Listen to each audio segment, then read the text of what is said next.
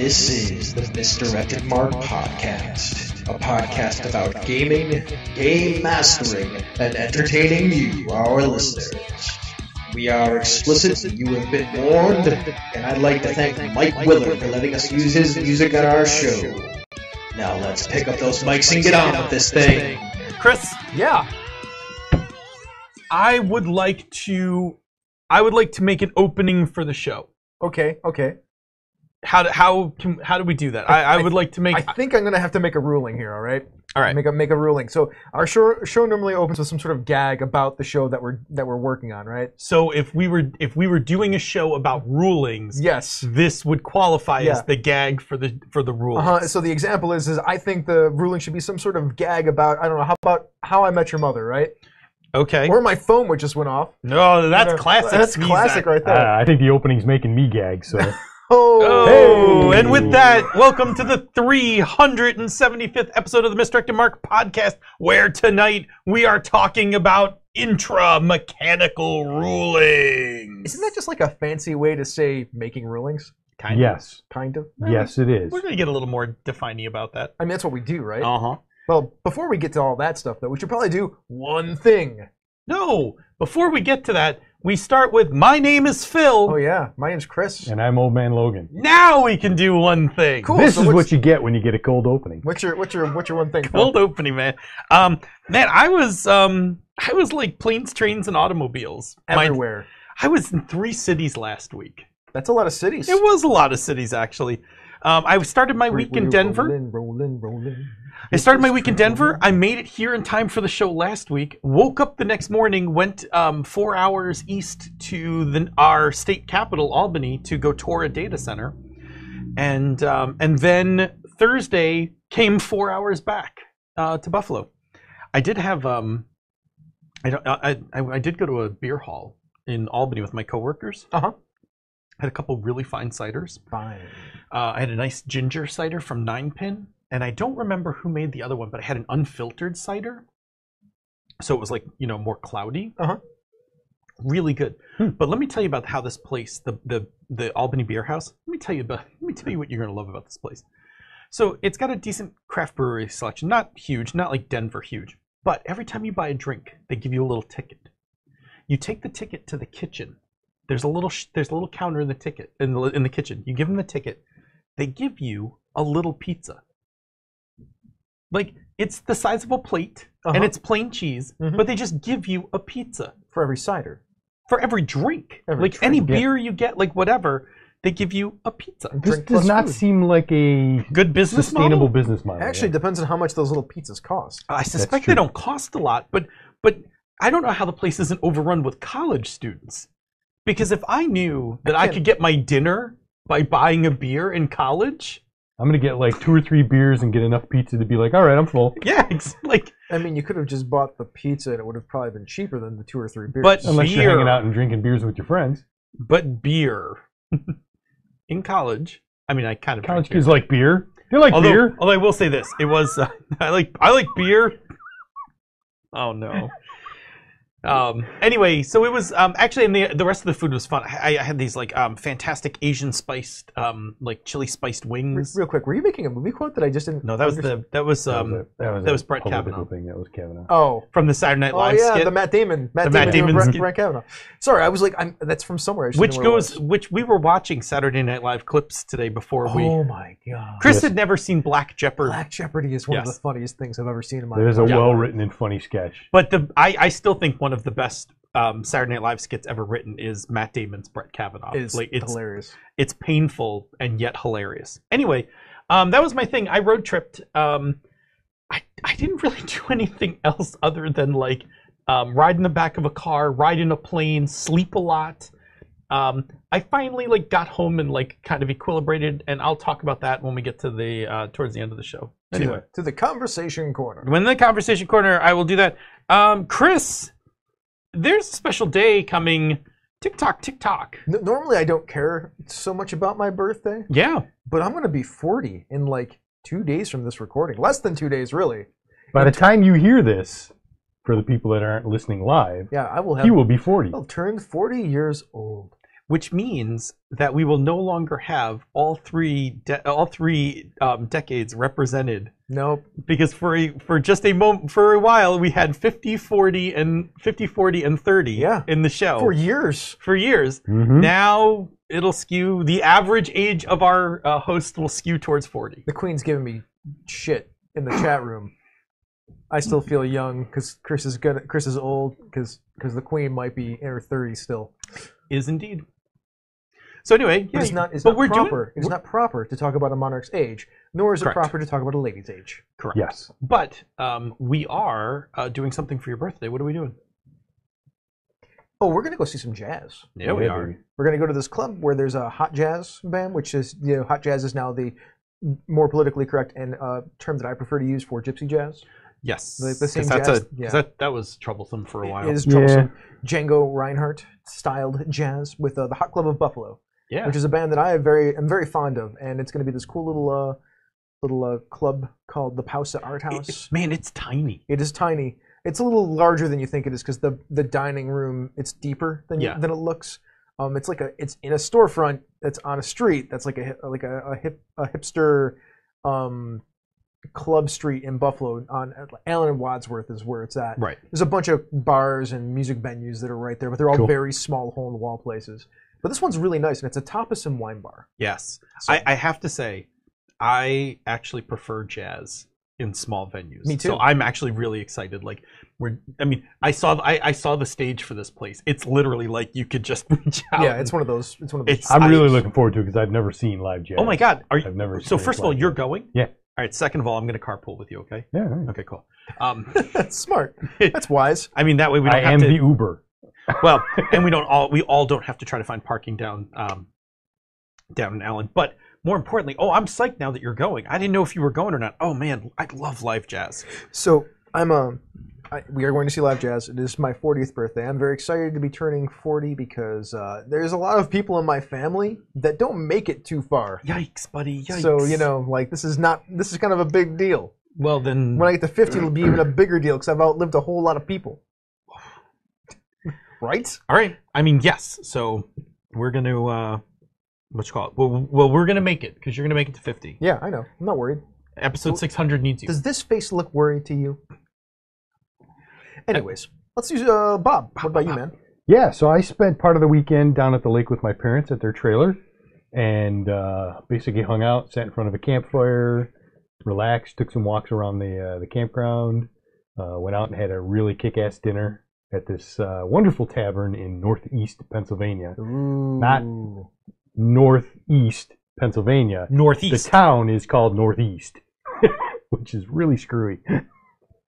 But yeah, it's called the Skunk and Goat Tavern, and they named it that because they had, for whatever reason, they had a bunch of animals depicted along the wall, and they were just randomly going around and just picking a couple just to. So it doesn't smell acidic and you don't get all your stuff eaten. No, Okay, just checking. it's a nice atmosphere. The menu's really cool, and Because if you it's told me really Skunk tasty. and Goat Tavern, that's what I would assume would happen. Yeah, I know. when I went there. But yeah, weird name, fun place, good food.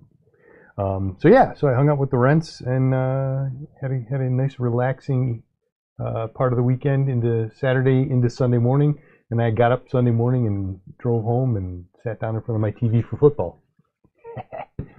Seems like a reasonable thing to do. Yeah, I mean, Mhm. the NFL's been kind of fun this year. it has, except for all the players getting hurt and making. I my mean, fantasy fun if you're team not a suck. Jets fan. Yeah, or Dolphin fan. Let's be clear. Fun is a geographical term when we talk about the NFL. We will pin that for the after Yeah. show. We might talk a little bit of football, like for 5 minutes in the after show, because Bob's curses cursed me at this point now. Don't blame it on me, man. Man, I have never mind. We'll talk about it later. Anyways, So, let's get to some announcements. So this week's stream, right here, when it comes out, we're going to be broadcasting on a new Twitch channel. Yeah. On when the normal podcast comes out. So if you're listening to this on podcast time, not stream time, you can now find us at the new Twitch channel, which is twitch.tv/Misdirected Mark. Yeah, For those of our friends in the chat room, next week you need to go to Twitch.tv/misdirectedmark. correct. Otherwise, you'll be in the wrong place. Right. You'll be in the wrong landing zone. Yeah, I feel like somebody needs to set me up to say that again at some point in time. Right. Mm-hmm. Where? Oh yeah, that's twitch.tv/misdirectedmark. Perfect. This is also going to be the day after the first episode of the FM Gamers, which will have streamed on twitch.tv/misdirectedmark. They say if you repeat it a couple times, it sticks. That's what I hear, Yeah. right? That's Mondays from 7 to 9 p.m. every other week. And then, not too long after that, at some point, we will have the new Bicons actual play stream. That's the BXP's Bicons. Can I tell you how much I love that name? It's really good. Yes. It's a really good name. That's excellent. absolutely Where? great name. Where would you find No, them? where? You tell me. Where you would find them is twitch.com. I'm sorry, Twitch. Oh no! It didn't stick. It didn't stick. Twitch.tv Slash Misdirected Mark. Now say it with some vim and vigor. Twitch.tv / Misdirected Mark. Very nice. High five. Thanks. High five. Okay. All right. I can't reach. Rob's gonna ding me for Now my, Shatner on that. my. All right. Also, if you are not of the Twitch viewing persuasion, you can catch all of this stuff, including this show, on YouTube these days. Yes. Where? The YouTube station is youtube.com/misdirectedmark. I was going to get there. youtube.com/misdirectedmark? Here's the easy way to remember it. It's Misdirected Mark. Go to whatever platform you like. It's Correct. Twitch TV, Misdirected Mark. It's YouTube, Misdirected Mark. And not just these streaming shows, but all the podcasts around there these days, too. Yeah. Everything is up there. So if you're a YouTube listener, you have YouTube Premium, you can listen to everything that we got Without going any on. commercials. Without any If commercials. you have regular YouTube, you can also listen to us. Don't make it sound like you need Yeah. premium. Premium's just no commercials. That's fair. Mm-hmm. Is that it? Feel like that's it. By the way, you know what the other cool thing about YouTube Premium is? Hmm. You can turn your phone off and it won't stop the video. Yeah. It's wonderful. It's remarkable. All right, should we go into our feature segment? Hang on. You ready? You ready? This is a workshop. It's a workshop. Are you all ready for this? Are you all ready for this? Are you ready? Are you ready to get down? Ready. Workshop! Workshop! Make rulings! Keep your game going! Use the rules to keep everything flowing nicely! Workshop! Don't suck. Don't suck. Woo! Yeah! Rock! We're Do you going to think- rock out on some mechanical rulings. Do you think people take us seriously? Absolutely. I feel like I think everybody's laughing right now. I hope everybody's laughing right now. We're trying really hard tonight. we talk about some serious shit on this show. Like, sometimes I wonder, like, when people are like, I don't know, this workshop opening sounds ridiculous. These guys must be idiots. I mean, people say that comedy makes things stick better. I think so. Anyways, last week we took a few minutes talking about rulings that engage the existing mechanisms of the game. Before we got too deep into that topic, we have Bob put a pin in it. Ding. There it is. So that we could break it out into its own show and give it the treatment that it deserves. Because, we like to treat our topics right. Mm-hmm. So tonight, we are going to talk about what mechanical rulings are, tips on ways to go about making them, and some of the things we have done previously as GMs. We might even get Bob in here to tell us some of the things that he's seen have happened to him in games from the player perspective, because we like to do that too. Uh-huh. Phil, my friend, Yo. give us your short list of terms that we need to define. Ooh, we gotta can really get into this. We got to cover And a few things. There's Yeah, a few, all right. There's a few things. So everybody, hang with me here. I'm gonna just brush off my glasses. We're going Okay. deep, kids. I'm going bifocals on this. Okay, so the first one is we need to talk about rulings, right? What are rulings? And that's when the GM makes a mechanical and/or narratively binding decision about a situation in the game that's not clearly specified in the rules of the game, Yep, that seems reasonable. right? You make it, and then the game moves on. Correct. Okay. Give me like a for instance here. So, say there are rules for swimming, but none about for swimming in different water currents. Sure. Right? Then a player, they fall into a river that you've already described. It's moving fast, the rapids are there, all Yep. that good stuff. Then the GM decides that, instead of just making a normal swim check, Yep. you're going to make this swim check with some sort of penalty. Yeah, that's a ruling. Yep, and we will talk about a variety of different penalty type things we can apply. Yep, or exactly. Things like that. All right, so when we talk about rulings, we're going to get like a little nerdy here because we're going to really hone in on. Phil, I love it when you get nerdy. It's so hot. I'm gonna push these up. He's and just get, like, he's pushing his glasses up on his face. I can't I Yeah, can barely help myself. getting like all dad now, like looking down man. through my glasses. Okay, I'm so entranced. go on. All right. So when we talk about different rulings, there are a couple little, like, there are some groupings. Now, I think these groupings are a little gray lined, like not super hard lines on this, but I think it'll help us for what we're trying to get to tonight.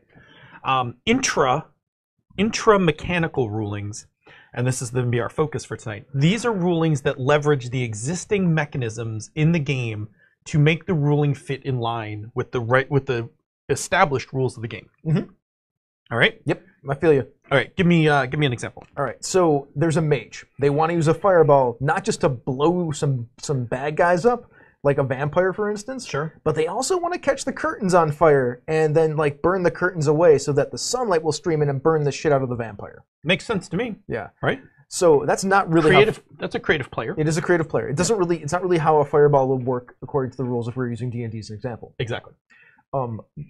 But they asked, and the GM can then turn around and be like, "Oh, sure. Why don't you spend a point of inspiration?" Right. That's a and so inspiration is a currency already in the game. Mm-hmm. This is why we call it an intra-mechanical. Because we are using one mechanic to facilitate the ruling of another of a made-up mechanic. Exactly. So now let's compare that to an inter-mechanical ruling. Right. These are rulings using some kind of mechanism, but not actually one that's part of the rules. Correct. Give me the same example. By the way, intra versus inter. Yes. Okay. Yep. So in this instance, the GM decides that the curtains are going to catch fire, but only if you roll a 1 or a 2 on a d6. Mm-hmm. And then if that happens, it'll only be for 3 turns. Is that what's going on here? No. So for 3 turns, roll a d6. Oh. And on a 1 or 2. Well, you're nice. I would have just had it for the 1 roll. Sure, but fire, man.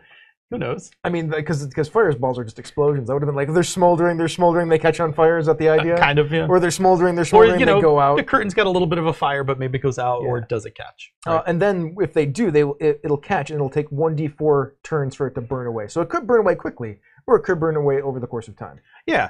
And that's interesting in terms of the combat, because if they do catch fire, like, the sunlight's going to hurt the vampire. So is it going to hurt them in the first turn? It creates some tension, right? Like, it does a thing, but it's not actually using like established rules in the game. Yeah, and this ruling is also pretty neat because it's creating tension. Right. And there's actually nothing wrong with this type of ruling. Mm-hmm. We're just not talking about these tonight. No, we're going to talk about the other ones. Right. We're going to talk about the intra. Does that mean at some point we're going to do an episode on the inter? We might. It's a little more open. It's way more open. The last one is narrative rulings. And these are rulings where the GM just decides the outcome of an edge case based on without using any mechanics, existing or new. Same example. Mm-hmm. So the GM says that the fire will catch the curtains on fire. I didn't actually word scramble. I actually said it right. The fireball. You'd think I haven't read these before. I read these like twice at this point. This is the 3rd time. And they will burn away the same turn. So like the fireball actually blows up, burns the curtains away in a burst of fire, and now there's sunlight streaming in. Yeah. And that vampire is cooked. Now the thing about these 3 examples are they're all legitimate. They are. They're all legitimate for a GM to do in a game. I hope you enjoyed Dusty Fried Vampire. Yeah, I mean, creative player looking for a way to like end this combat quickly. We just showed 3 different ways the GM could resolve that. Okay, so next up, and the last definition we have for tonight is house rules. Ooh, what are house rules? Right. So house rules are not knowing at all what they are. Right. Sure. Of course. Please let me explain. House rules are the ruling. Go on, Professor Vecchio. Well, now, in my pipe. I'm waiting with bated breath. So these are rulings that get formalized as an addendum to the rules for the game, right? Because sometimes rulings are made for the game, like for the session you're in, and they're gone. Yeah, absolutely. Right? But sometimes one of these persists, and you're like, oh, you know what? We actually probably need that for future games. Let's codify it. Let's put it somewhere. And let's make a house rule. Make it part of the game. Now that's one way they can come in, right? House rules can come in from rulings made in games, but to be completely inclusive of that definition, they could also come from external sources. Like that they can. You could have just like heard how somebody uses inspiration in their campaign, and you're like, oh, cool, I totally want to do that too. Or maybe I'm tired of using initiative as the game dictates, and I like the Savage Worlds initiative better, so I'm going to use that instead. Sure. Yep. Absolutely. Or popcorn initiative. Not that I like that term, but you know. All I mean, valid. we know what it is. Yeah. For those who don't know what popcorn initiative is, it's like you go and then you pick somebody else to go until everybody in the action has been picked. Yeah. I'm, you know, and you can choose to make the GM go last, or you can get the GM's turn over with. Uh-huh. Like, yep, absolutely. Cool. Why? What's the deal, man? Why rulings? Because they're, you know, at some point they're just going to be unavoidable. There's going to be something that happens in a game because these are open-ended games. A lot of things can happen, and you'll just have to come up with something to facilitate what's going on because the rules don't necessarily cover it or don't cover it well. So you're saying that a game designer doesn't write every rule necessary and required for the game? I actually think, well, yes, that's true. Yes. Yes. I think in the most general terms, the game designer will write a rule or set of mechanics that will allow you to improvise when you need to. Yes. Make something up that will fit your game. Indeed. I think a lot of Power by the Apocalypse does that. Hence Defy Danger. Right. So yeah, I mean, you can't, right? As a designer, you literally can't write every rule that could ever come up in a game. Correct. And why would we want to? Why would we want to? We wouldn't want to, right? Because, like, one, it would take forever, and two, that's kind of what the GM's for. I mean, yeah, they're the parser of information. Yeah. They're the person that helps make things move when things get bogged down. They're the person that's there to help. I mean, it's one of their functions, right? It it's not their absolutely only is. function, but it's definitely one of their functions, is to make sure that the game can continue on when the rules don't necessarily support or aren't as specific as they need to be. Yeah, and depending on the game, certain games support more rulings than others. Yeah, like D&D 3.5 did not require as many rulings as, and Pathfinder, the original Pathfinder edition. I have to say that now because there's a second edition of the game. Correct. Also, did even a more competent job of making so you didn't have to make as many rulings. Right. But actually, people, there are a lot of gamers who like making rulings, and that's why, for instance, like the OSR, which is less rules, more rulings, is one of the slogans of it. One of the better slogans for the OSR. Yeah, because a lot of those games actually provide competent frameworks for allowing that kind of play to exist. And always assumed that the game master would handle the rest. Yep. Yeah. Maybe I shouldn't say competent, but I can't think of a better word at the moment. I'll take the hot take right there. There you go. Hot take. Competent rules. There you go. Here's my hot take. That's fine. You can yell at me later. Okay. So there's a bunch of other games though that, you know, since they have stricter limitations, the rulings and the kind of rulings that can be there are low. Like I just mentioned, Pathfinder is one of them. But there are some games out there that don't even have that ability, and I'm not even talking about role-playing games at this point. Sure. Like, board games are not supposed to have not supposed to have rulings, although some of them do. I think some do Monopoly. when you get into. No, those are like bad house rules, right? Well, I mean, those were probably When I think rulings, I'm thinking like you're in the middle of the game and you're like, how do we resolve this? Sure. Right? Like some games, like the more complex ones, you might have to get into that. But sometimes sometimes the game rules will tell you that. Yeah, and video games don't have them at all. No. Like that's not a thing. I mean, maybe they do. I don't think they do. They have exploits. Yeah, that's not a ruling. That's not a ruling. That's a failing of. That's a code fail. You call that code fail? I mean, it could be programmed in. For speedrunners, those things are wonderful. Right. Yeah, I mean, video games don't have rulings because the rules of the game are coded. They also don't have a game. parser. Yeah. Like an external, unobjective. Video games are the video games are objective because the video game does what it does. The video game cares not who plays it. Correct. Right. It just runs its code. The CPU can't stop and go, hey, wait a minute, I think I need to... Hey, wait a minute, that river's running fast. The reason we bring this up, I know it seems stupid and it seems silly, it seems like unimportant. I disagree with all that because this is a really good contrasting example for like, here's what a role-playing game is compared to like a tabletop role-playing game to a video game, and why the play experiences are so different between the two. Yep. Even though you can try to simulate that experience on a video game, you're never going to quite get it. Exactly. For this, I think really for pretty much for this specific reason. Because there are plenty of video games that you can play with other people these days. Yep. Yeah, I think that I think what we're talking about here is that rulings allow the GM to extend the game beyond what the designers designed, right? And that means that I mean, frankly, it's amazing, right? because that little bit of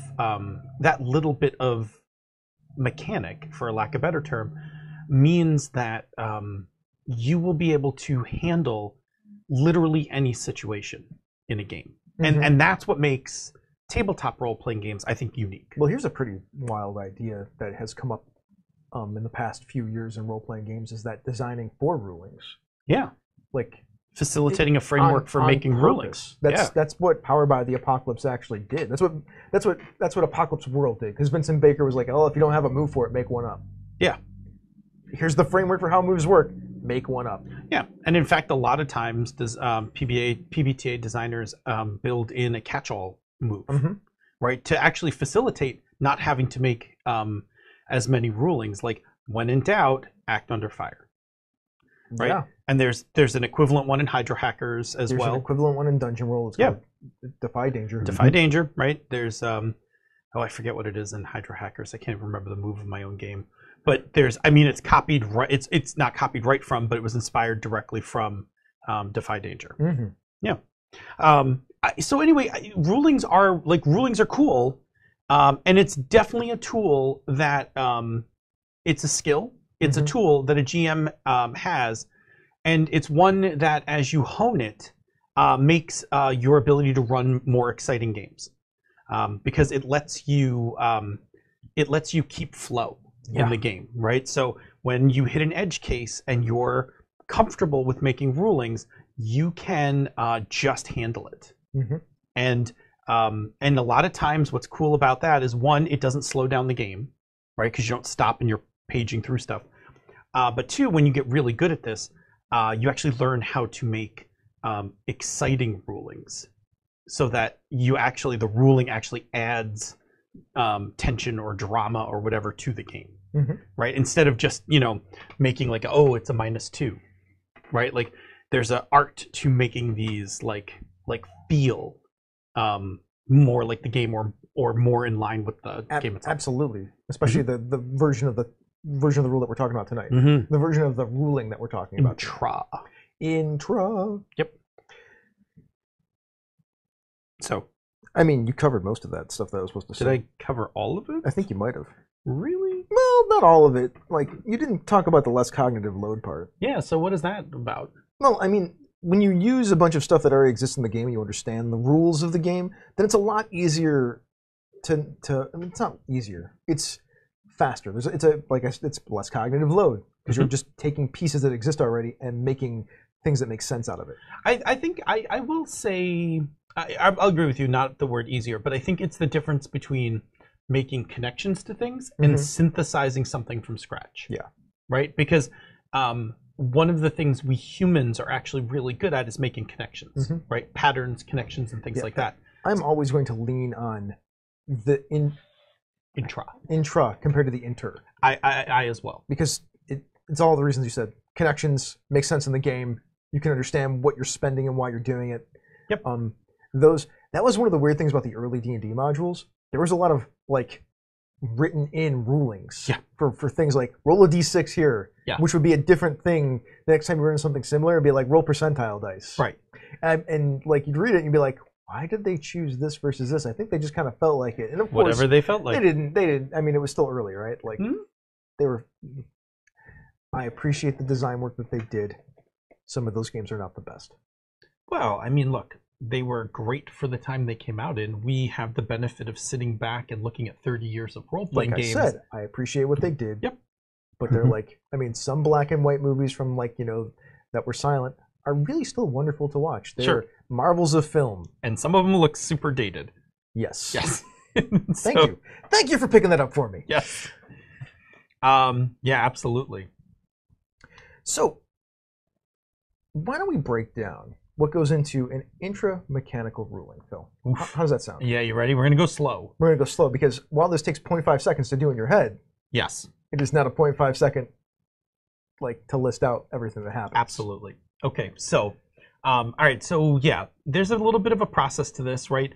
I think people, some people will do this their own way, but I kind of dissected in my own head what I thought that process was, and you actually, when you read it, thought it was pretty close. Yeah.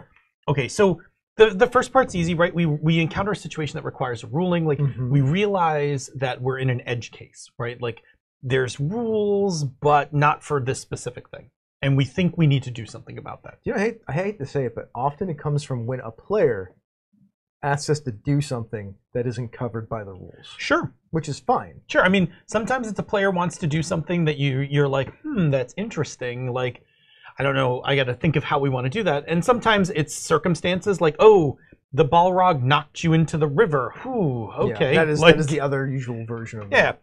All right, so cool. So that's the first part. The second part now is, and I don't think everyone does this part, so I think this part's really important to focus in on a second.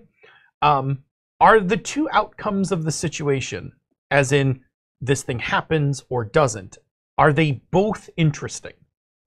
Right? Because if they're not both interesting, just make a narrative ruling for it and keep going. Well, there's another thing you could do. Mm-hmm. If that's the case, one is interesting and one is not, but you're like, I don't want to just make the narrative ruling, then you can still make the intra mechanical ruling by saying, all right, this is going to happen, but make whatever the check is in the game.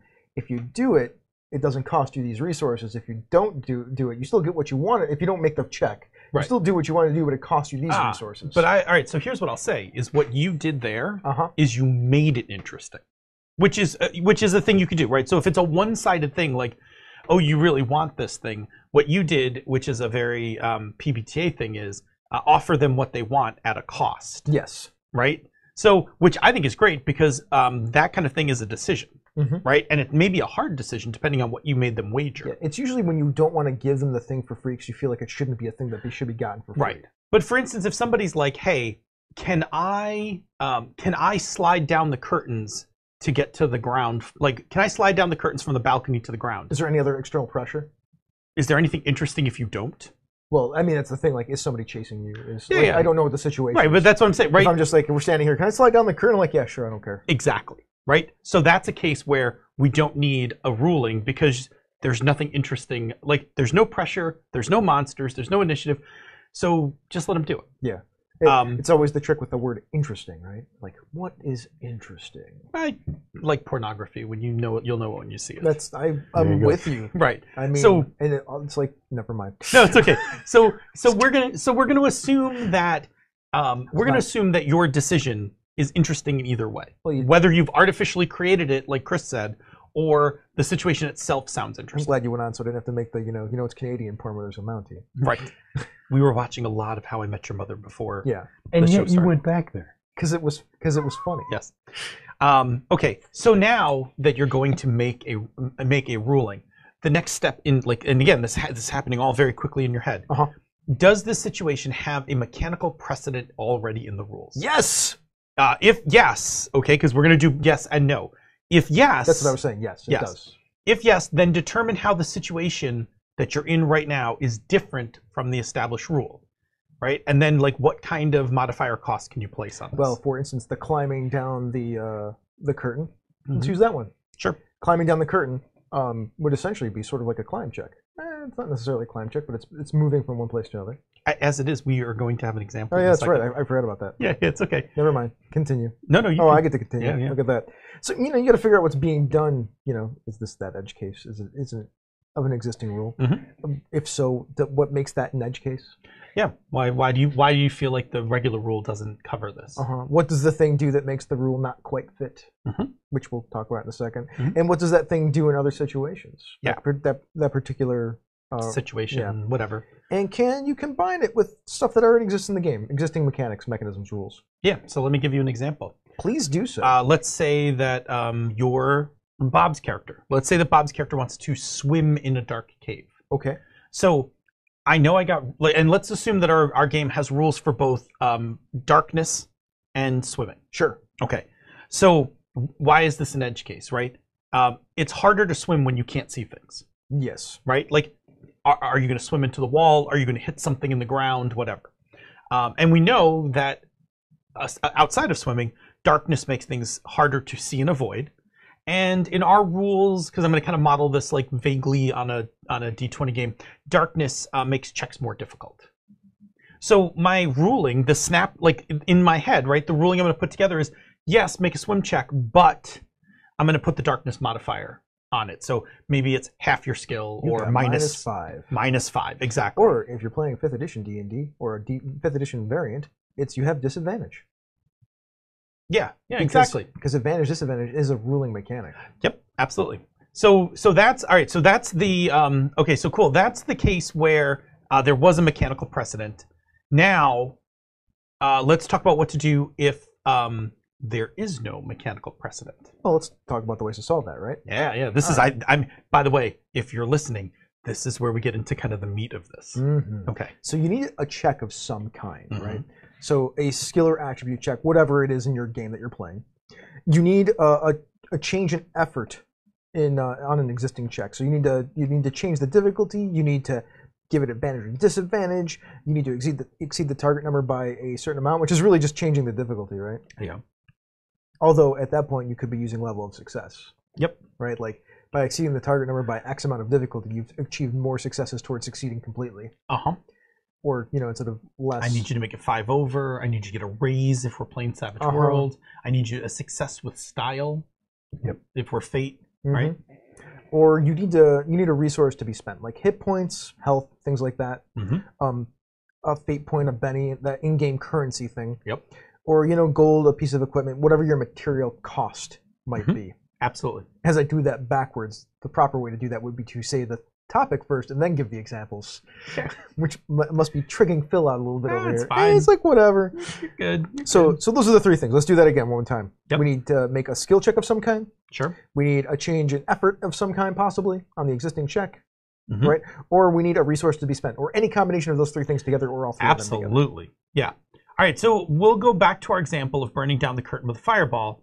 Now, in D&D, you just cast fireball. Sure. Okay. But we could now, because we want to burn those curtains down, we could, and I'll do all 3 examples. It needs a check. So the GM says, no, you need to make an Arcana check to burn the curtains. Because your fireball will still go off and do the damage it would normally do, but if you make the Arcana check, it will do the extra thing that you want. Exactly. We could do a change in effort, which is, since you're focusing more on burning the curtains with the fireball, I'm going to give all the targets a bonus to save versus the effects. Like, I'm going to give everybody a +4 to save, because really what you're trying to do is burn down the curtains, not everyone else. Or spend a resource. I could be like, cool, do that, but spend a point of inspiration. Here, let me hit you with another one. Yeah, do it, man. Example where it combines 2 of these. Yeah, okay, cool. Let's do that. So your fireball is going to go off and do exactly what it normally does, but you want to burn these curtains down. I need you to make me an Arcana check. If you make your Arcana check, you burn the curtains down without spending an extra spell slot. If you don't, you have to spend a 1st level spell slot. So what's cool here is, what you've done there is, 1, it's going to happen. Right?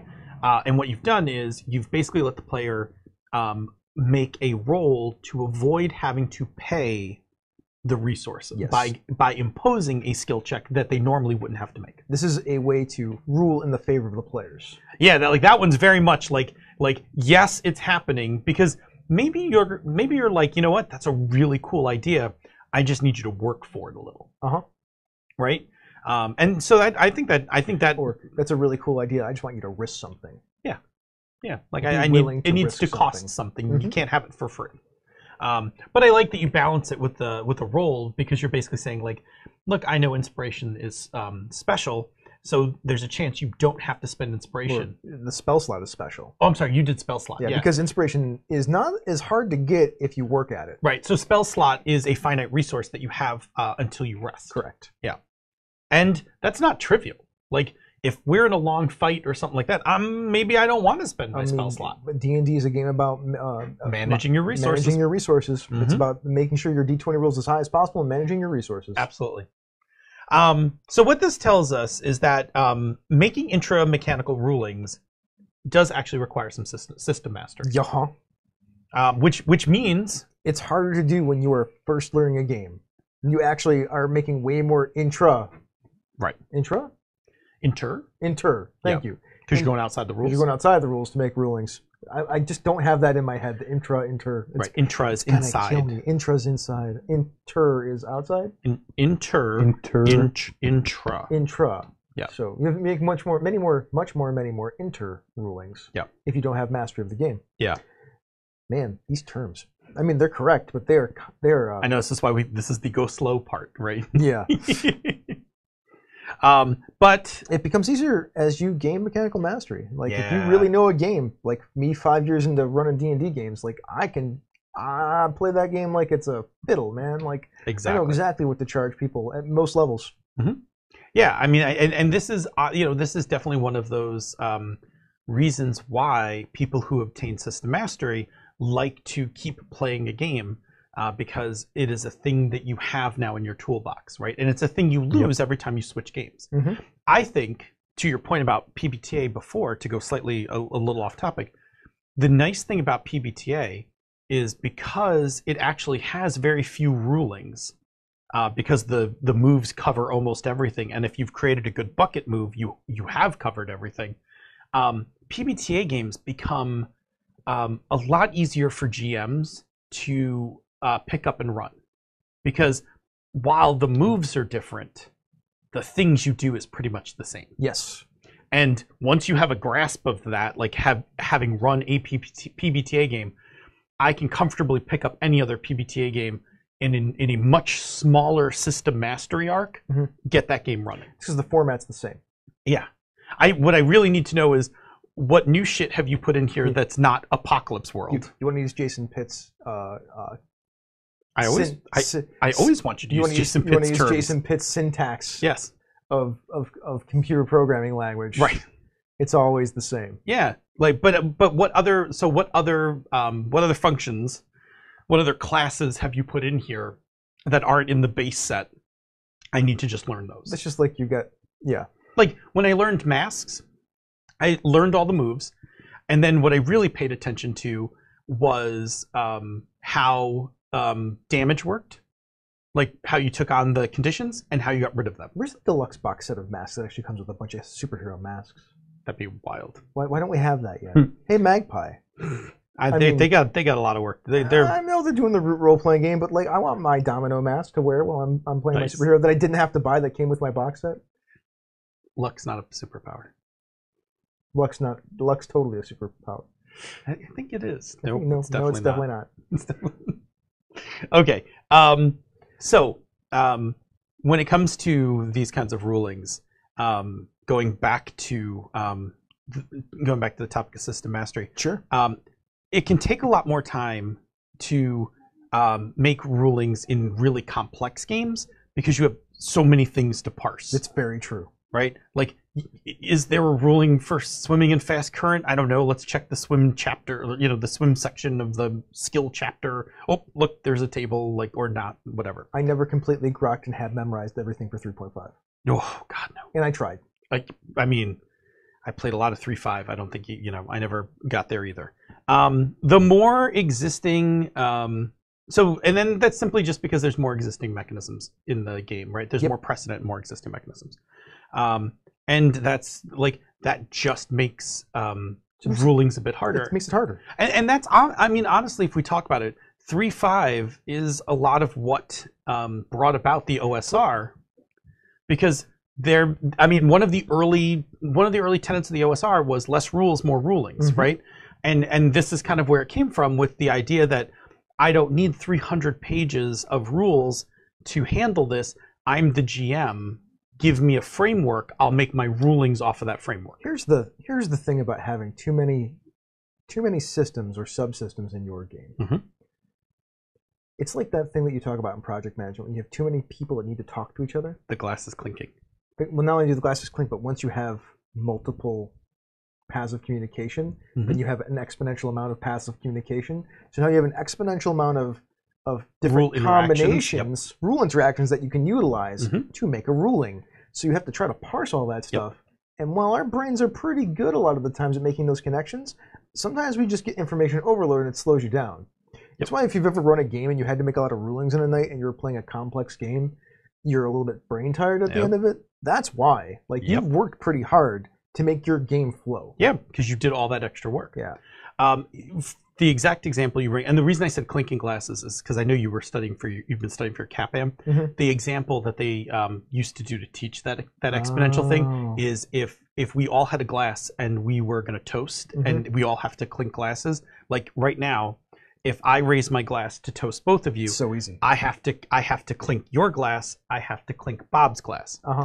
If we now add another person in, they have to clink your glass, my glass, Bob's glass, and then I have to do all that. That makes sense. Right. So that's why I said clinking glasses. But the same example you bring up, the lines of communication, and in this case, the intersection of rules, is part of what made the D20 bloat so insufferable. Was that you couldn't playtest all the it was impossible to playtest all the feats together. Yeah. So that's why, like, when people would drag splat books in, they could break games because they would find these cases where, well, you know, so-and-so splat book, some third-party splat book has this thing, and when I combine it with somebody else's third-party splat book thing, like now I have like an unstoppable combination.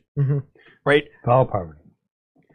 Yeah, it was a mess. So, yeah, absolutely. So when you have a complex game like that, you just have so many intersections that it's really hard to just do that off the top of your head. Vow of poverty is stupid.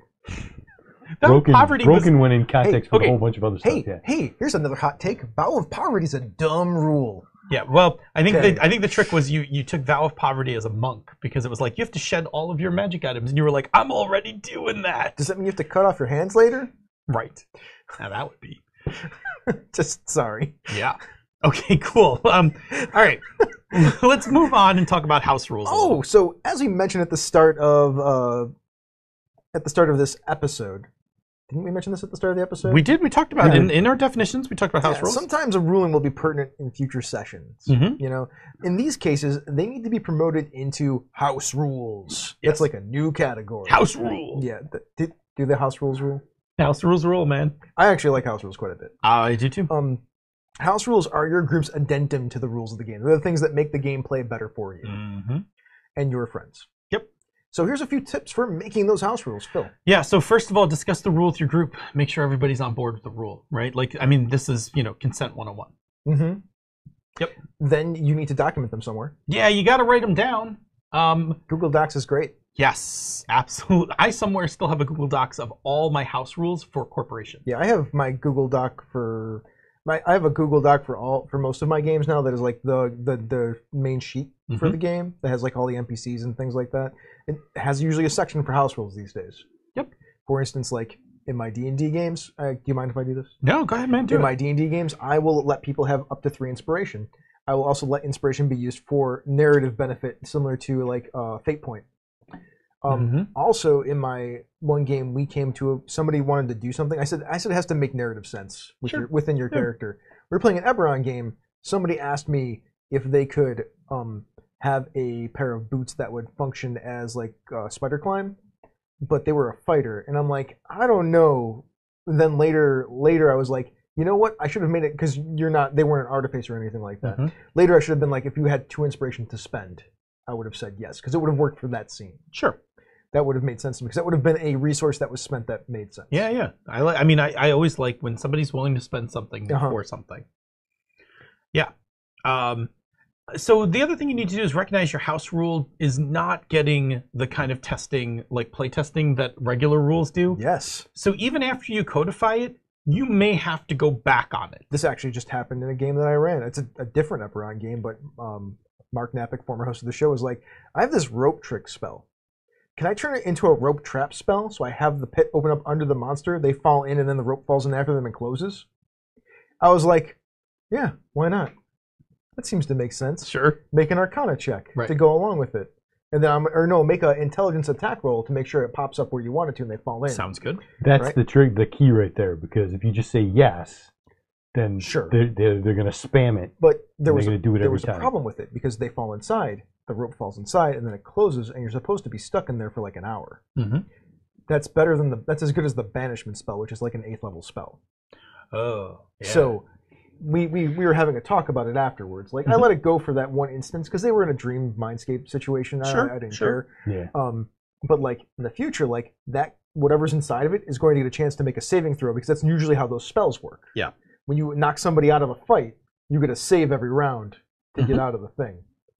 Yeah, and it's totally fair, right? Like it's totally fair as a GM to make a ruling, and then like after it passes, you're like, like maybe that wasn't my best. Yeah, if that comes up again, I might treat it a little differently. Because we were talking about it afterwards. I'm like, you asked me if you could break a rule. I said yes. I'm going to modify it so it's not a messed up spell that is. Yeah, like now I've now cheated like the 8th level banishment spell. Correct. Lastly, you need to review your house rules when you are playing with new people. Mm-hmm. Like you don't like.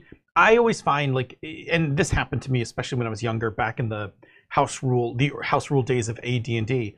Like you go to sit down at a table and you go to do something. The GM's like, oh, that's not how we do it, right? It's way better to tell somebody as they're about to sit down, like, hey, we have some house rules. Yes. I'm gonna bring them up. I'm gonna bring up a couple right now because I know you're gonna run into them, and then we have some other ones like you can check out later. Hopefully, it's a single page, not a binder. I've got my binder. Like, here's the pertinent. Before session 1, read this book. Here's our 5th edition role-playing game. Right. I mean, it's the but 5th edition has 14 pages of rules. There's 30 pages of rules right here. Yeah. Yeah. I've seen that before. Oh, I mean, I was like, why don't you just make your own role-playing game at that point? Right. At this point, you've already designed a game. Yeah, exactly. Cool. All right. So, So that is our overview on intro mechanical rulings. We're going to go check in with the chat room. They've been looking very chatty. See if they have any questions or observations. But first, Chris, tell us about another great show on the Misdirected Mark Network. No, Phil, you tell me about the show because it's one of your. It's All a show right. that you're on. All right.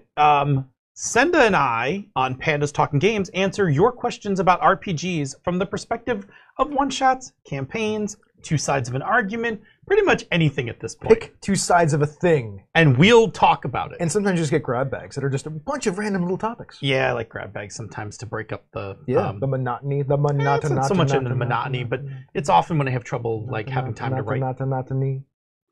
Okay. What? I mean, there is some panda silliness in this. Well, that's what I was going for. Yeah.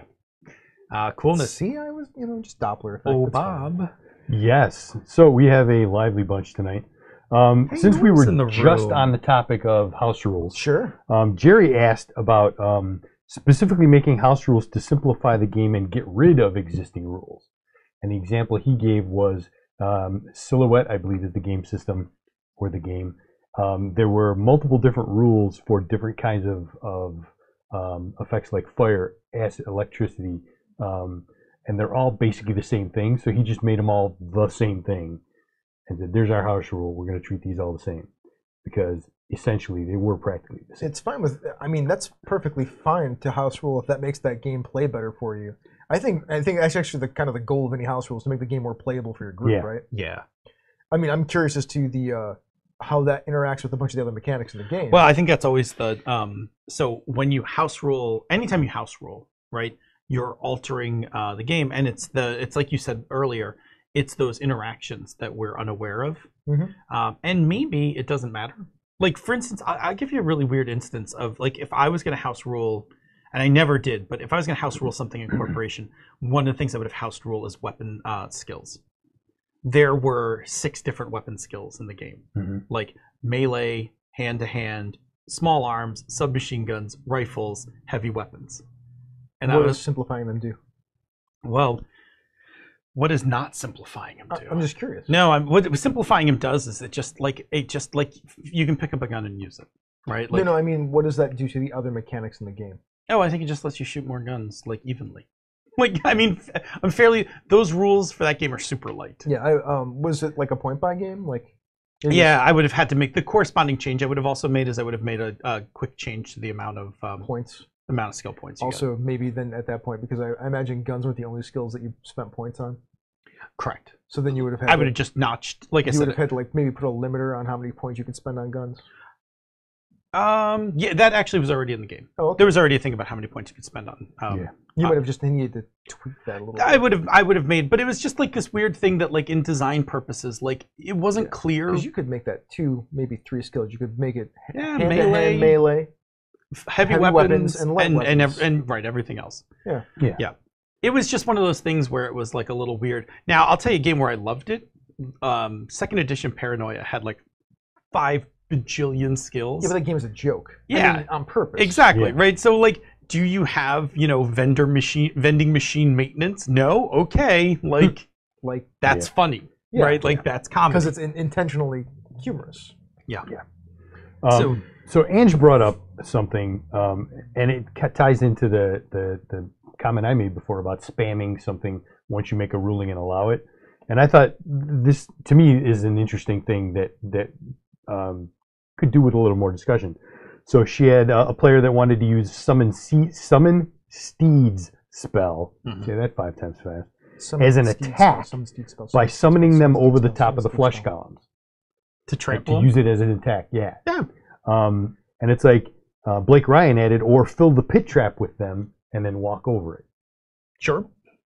And it's like these sound like cool ideas on the surface until all of a sudden it's like, let's do that again, let's do that again, let's do that again, let's do that again. If it becomes too popular, Well, what is it costing them to do it? that exactly. If you don't put any kind of cost on it, that's the trick.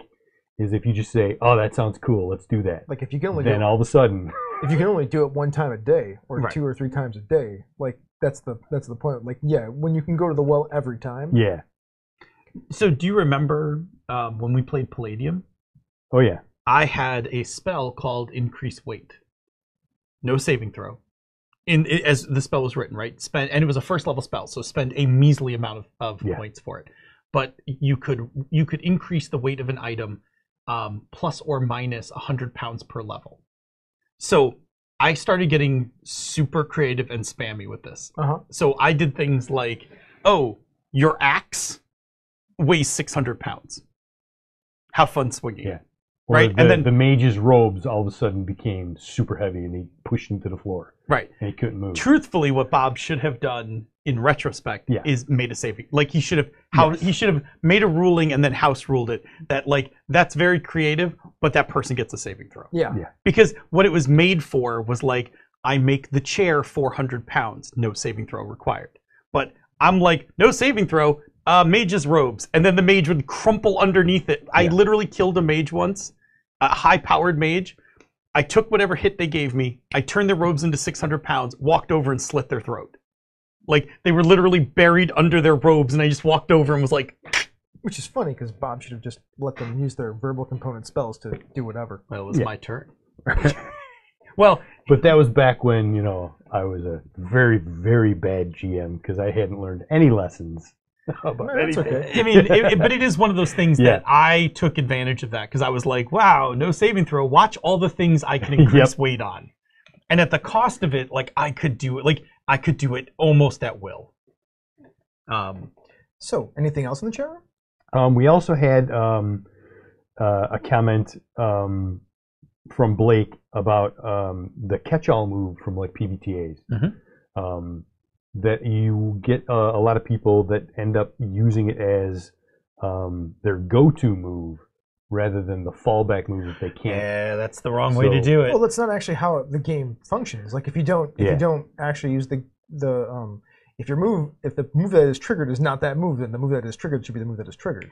I know If that makes any sense, which it does in my head. It might not make it sense to the world out there because I just said the same words over and over again. in Hydro Hackers, I actually put a line, not in the table copy of the move, but in the book where it talks about all the moves, that says like this move is when you don't like this move is for when no other move makes sense in the game. Yeah. And that something interesting could happen, like because that's part of the trigger of the move, right? Yeah. It's like when something's at risk or whatever. But it specifically says like you should try to use every other move first, and if none of those work, use this move. Yeah. And I think that's fair. Like I don't think that's unfair. Like this is my bucket. Like this is the thing I put underneath all the other moves. If you can't fit into any of these, then just use this one. Yeah. It requires more cognitive load because the 7 to 9 on that is the really generic one. The GM will offer you hard choice, bargain. You know what I mean? Like those are always the ones that in a PBTA game you have to be like, okay, what's narratively going on? What can I offer? How can I make this like? There's always a little extra. The whole list. Right. Yes, absolutely. The whole giant list. Good stuff. All right, let's jump back into the thing. So let's, discuss more stuff about intra-mechanical between you and me, between us and the mechanics. Isn't it? Oh yeah, because intro would be inside me. Intra inside you. Okay, fine. Within the existing game system. We're going to speak about intra-mechanics. That's not how that works. No, that's technically. I mean, technically, it's I guess. Right. Phil, would you just get us started? Ask the first question. Interspeak Ask the question, Phil. Let us move on. We need to move forward. What is your favorite or best intra-mechanical ruling, or what is your favorite type of intra-mechanical ruling? Mine is when you force somebody to spend a resource in order to make a thing happen. That's cool. Like, you want to do X? Okay. Spend Y to make that happen. Mm-hmm. I think those are always I think those are always good, and I think they're always they're good choice points. Because limited bennies, fate points, those kinds of things. Well, those aren't the only kind of resources that exist in the world. No. I mean, stress is one. Like, spend a stress point. Take a condition. You can do this, but take a condition. Yep. My favorite actual ruling, like an actual one that happened in a game, I believe it was in the Part-Time Gods of Fate game I played with Senda. If you remember, there was that god killer roaming around. Okay. So, I'm trying to remember his name. Did the they musician. drop the piano on top of him? Thanks, man. You're taking the punchline right out of this. Sorry, I couldn't remember it. You were beating around the bush with it so badly. So the god of music, through the rest of the game, kept summoning. Like, he'd sit in the background and he'd like summon a guitar and play the guitar. By the way, my bad. I didn't realize that. I know you weren't. I knew you. I wasn't trying to spoil a joke. Right. But so he Do you had. want to start over? No, it's fine. Okay. So the god of music had summon instrument, right? Like, you could summon an instrument or summon music or whatever. And all through the game, like, he kept summoning things like, guitar or whatever. And so when this god killer shows up in this thing, he's like, I'm like, what do you want to do? He's like, I would like to summon an instrument. And I'm like, let's see where this goes, because this guy's about to mow somebody down. I'm like, what are you summoning? He's like, a grand piano. And I'm like, oh. I'm like, where are you summoning it? He's like, oh, about 15 feet above this guy. And I'm like, okay, I'm gonna make your difficulty for this a +6. Like, this is you need to get a +6 or higher on this roll. So of course, because this is the climactic battle, so he made it because he burnt fate points in a few aspects. Like, he went through a few aspects to get it done. Yeah. Right? I'm the god of music. I'm this. And I let it go as an attack. I was like, cool, it does X shifts of damage to him. And it was awesome. Like, everybody had a fun time. And it was, truthfully, it was about the most part-time gods thing I could think of. Like, literally, the god of music walks in, assesses the situation, and is like, bink, and drops a piano on this guy like a Warner Brothers cartoon. I totally blew your punchline, sorry. Nah, it's okay. I didn't note it or anything. I'm a bad person. I still love you. I appreciate that. Bob, how about you? Have we ever inflicted one of these rulings on you that you particularly liked? My favorite ruling is the one where the GM lets me do the thing that I want to do. But if I have to actually, go deeper than that, I have to agree. When you're actually using a resource, when the GM says you can do this, but it's going to cost you some resource, right? That's, to me, that it works to the flavor of the game and the whatever you're doing in the moment. Like, it makes sense within the rules. Like, it's logically that that all fits. So that would be from a strictly logical standpoint, that would be my favorite one. I also like the one that comes with consequences. Like, oh, you can do this, but the thing gets out of its cage. Oh yeah, that's great. I mean, I like anything that's like, oh no, you can have that if you're willing to let this piece of chaos loose in the game. You get X, but Y happens. Yeah, this is how Tony gets away with so much shit in my game, because Tony's like the master of this. Because Tony will just offer that shit to me without me having to put it in the game. He'd be like, what if I did this, but this thing gets out? And I'm like, okay, like pick up some dice. Let's get this happening.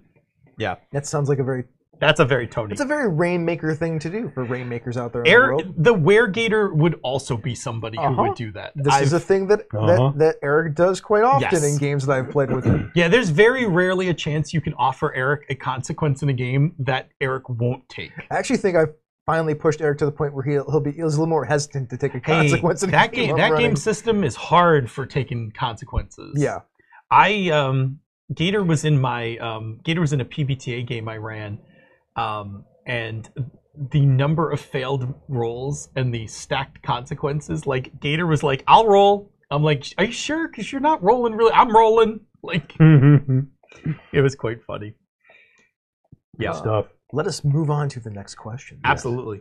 So, Phil, what are the features of a game that lend itself to being good for mechanical rulings?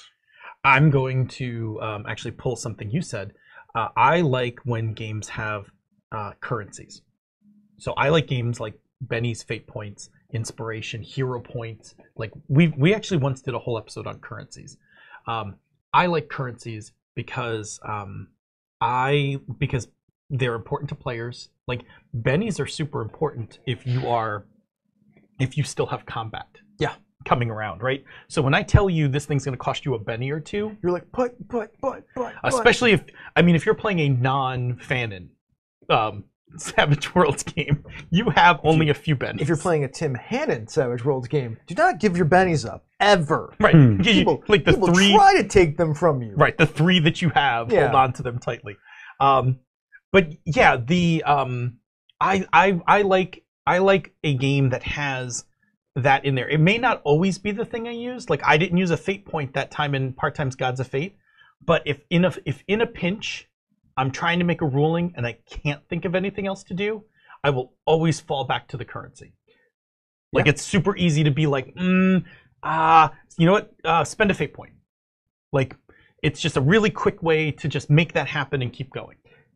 Can we sidebar for a second? Please. There's a person in the chat room I've never seen before, Ryan Estrano, who likes playing D&D, enjoys 4th edition D&D, and is looking for other games to play. Yep. And they're all giving advice and things like that. A bunch of people said Dungeon World.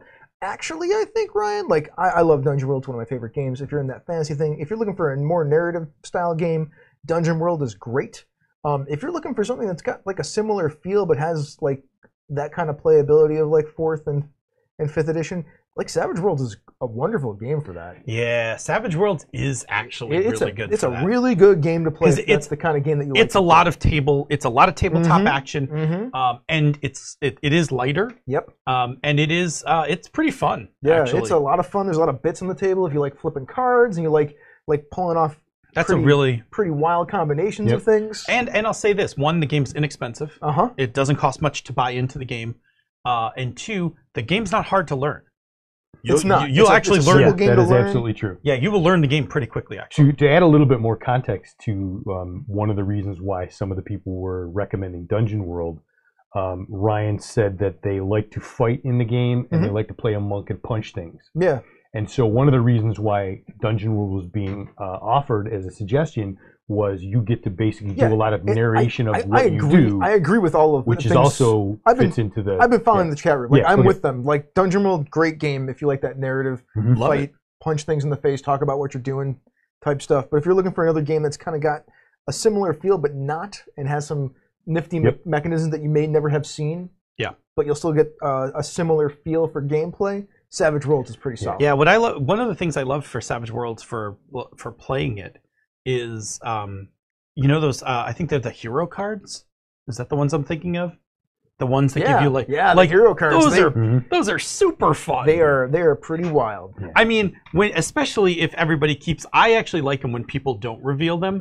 Because I like the moment in the game where bam! Yeah, somebody just drops this thing on the table and you're like, it's like boom. Yeah, the adventure cards. Thank you, Jerry. Yes, the adventure cards. I think that's a really good recommendation. It is still what I would consider a traditional role-playing game. But its table play is super fun, and it is a thing where if you like, in 4th edition, if you like the strategy part of the game, you can still get some of that in Savage Worlds without nearly it being as heavy. Yeah. And again, cheap to buy into because the game book is very inexpensive, and a plethora of worlds. Yep. Like once you learn core Savage rules, Yes. you can play. You can play so many different worlds. So many different worlds. Yeah. All right, let's Now- get back to the question. Wow, you would have thought this was like a. You would have thought this was a show was like from 5 years ago I know, right? when we were endorsing Savage Worlds all the time. It's still not a bad game. No, it's still fine. Bob, what about you? What are the features of a game that you believe lend themselves to being good for mechanical rulings? Yeah, you know, I've been trying to parse through that question, and I don't know. I'm gonna wave off on this one. I can't brain that That's for okay. some reason. So Me, I like any game that actually designs mechanical rulings into their game, like a mechanism for it. For instance, advantage disadvantage is one of my favorite mechanisms ever for a D&D game. Super easy to make rulings. Super When in doubt, easy. advantage or disadvantage. It's so good because it's about picking up a die and rolling that extra die. It's not about adding numbers. It's not about any of that stuff. Yep. It gets rid of fiddly math. And the same thing applies to Powered by the Apocalypse games that have advantage and disadvantage. Because roll 3 dice, take the best 2 or the worst 2. Yep. Like, it's so easy. And it's tactile. I have considered, because this is a thing I've kind of struggled with a little in running my own game. I've actually considered moving advantage, disadvantage out, like not out of the game, but to actually expand upon it. And let the GM basically say when the narration looks particularly rough, like that you could make rulings, right? Sure. Instead of doing -1 or whatever, like you could basically say like, yeah, if you want to do that, like roll it at disadvantage. Like right now I have very specific rules. Like you only roll for advantage during help, and you only roll for disadvantage when you're hurt. Oh, so you can't actually I would. I'm thinking, it's not in the book. Right. I'm thinking when we go from the ash can to the full game, I'm very much on the mindset of I think I just want the GM to have some control over that, and the players as well. Like the players could be like, I would like to get advantage for this, and be like, cool. What can we like? I'd like to have a little rubric for that. Like if a player wants advantage, what can they pay? Like what can they pay narratively for it? I'm with you. And cool. Or do they actually just narratively have it? Yeah. Or well, if they could narrate themselves into it, right? Like that. I'm kind of along those lines. It's like where's their position at? Yeah. To foreshadow next. Weird. Go ahead. Ask that third question. Cool. Hey, how as designers can we help GMs with making mechanical rulings in the games we create? Mechanical rulings. Got any thoughts? I think you touched on one of them. Which one? Well, I think it helps if you just put it in the rules. Like, hey GM, in case we hit a dead spot in the rules, here's a little sidebar rubric you could use to, solve this problem. Well, here's another thing. You can't have 3 mechanics. It's harder to make rulings if you only have 3 mechanics. Your game has to be a little bit more complex and robust than that. Yeah, because if your game is pretty simple, then probably your core mechanic covers it. Yeah. Like in 1, like I don't need an intra house ruling mechanic, because if we're gonna do anything in 1, I'm gonna be like, make a roll. Yeah. Like the interesting part will be building your pool of dice. That game is almost built on the idea of making rulings on situations based on the core mechanism. Yeah, I mean, essentially the ruling is at some point tell them to make a roll. Yeah, and strangely enough, that roll's very binary for what you're trying to accomplish. It's either success or fail. Yep. With a complication or not a complication. Correct. Success free and clear. Success with complication. Fail.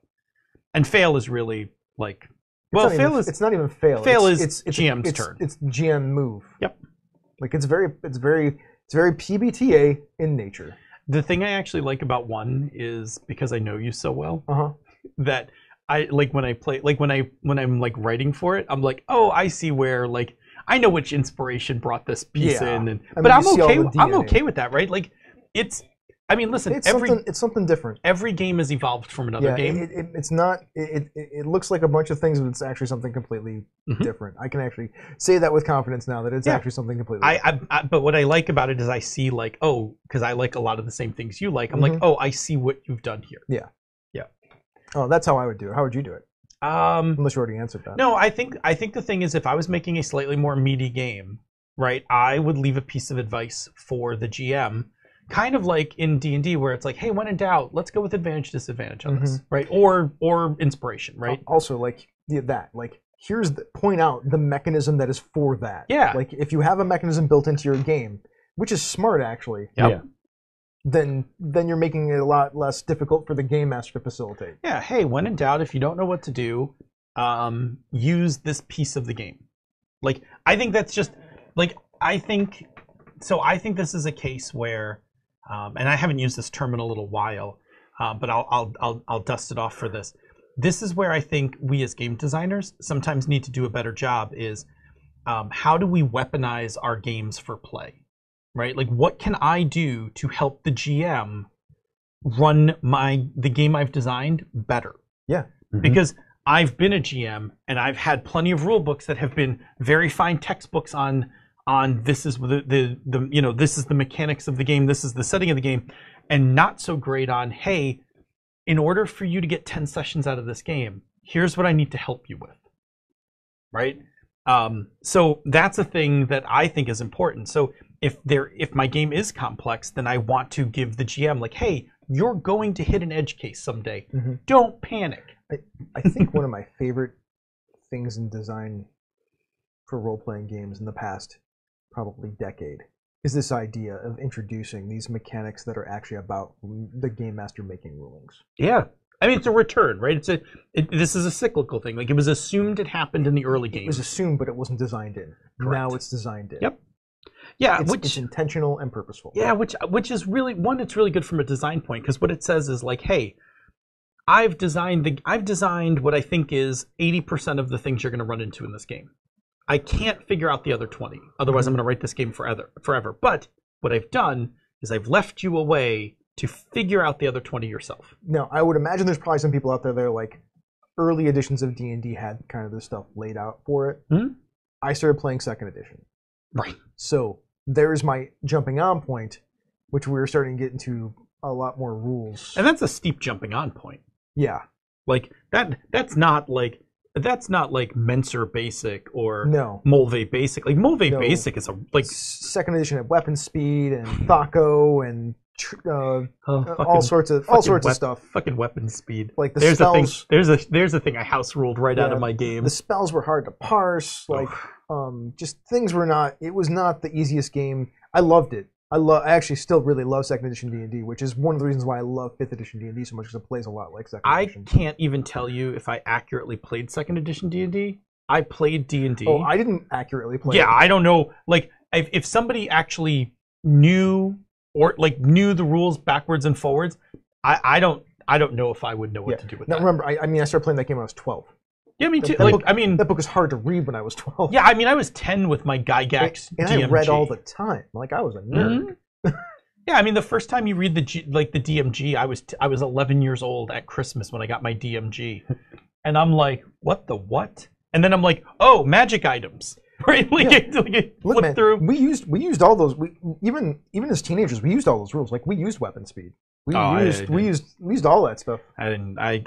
I think I played one game where we used weapon speed, and the guy with the dagger murdered everyone because he was like, I got 500 attacks with this thing. Do an episode on weapon speed like you did with encumbrance. Oh my!